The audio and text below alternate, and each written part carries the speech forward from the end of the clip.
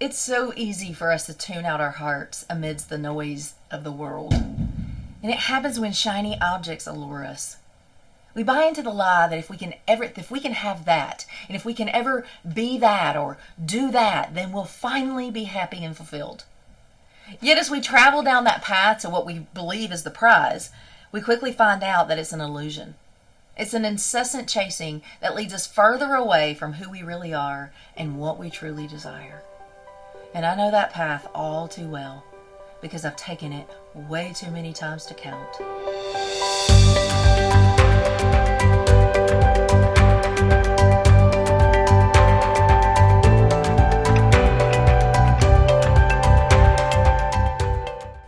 And at first, as it it does feel enticing and it feels really hopeful and exciting. But each time I soon realize that I am right back in the same miserable trap, and it's nothing more than an endless quest for counterfeit that drains my energy and never fills my hole inside. And unfortunately, that process always leaves a wake of destruction for me emotionally, physically, spiritually, and relationally. And sadly, I do still fall into that trap sometimes, but thankfully, I recognize it sooner. And when I do, I have now learned that I can break free from its snare, and I know how to do that. And after many rough journeys down that illusory road, I now understand that it's a deceptive ploy from my enemy, the evil one, who will do anything to keep me deceived, distracted, and disconnected from my own heart, from God's heart, and from truth.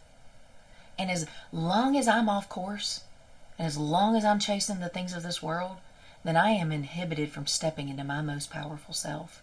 And I'm inhibited from living courageously in my true identity and my purpose.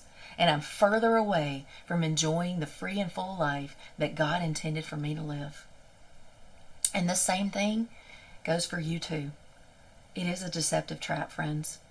And if we keep buying into those lies and grasping for those shiny objects that don't fill us up and lead us further away from what really matters, then we're right where evil wants us. We are living on the sidelines of life. We have lost ourselves and we've lost our way. But there's another road, and it's one lined with trees of abundant life, full of juicy fruits of the Spirit. And it's where peace and it's where joy flow like a river, and where resting in who we are created to be is enough. So if you're caught in this snare, if you've gotten distracted, off course, if you've fallen into the lure of the shiny object that you thought was your answer, but you realize you're further away from it and further away from yourself than you've been in a while, then you have a way out. Here's your chance to turn back. You just simply have to recognize the lie that you're believing that led you down that detour to begin with, and then decide to free yourself from that lie that keeps you in that trap. You do that by returning to the truth of God, to the truth of who He is, and to the truth of who you are in Him. And just start by going to a place inside of you that is restful and life-giving. Maybe you need to find that outside of you to feel it inside of you. And still yourself and quiet the noise in your mind. Be fully present. Be mindful of your breath. Drop down out of your head and into your heart. Place your hand over your heart and listen to what it has to say. Know that you are already enough, and you already have everything you need inside of you. God is in you, and He's calling you to Him. He is beckoning you to His truth. He is wooing you to His love and His peace.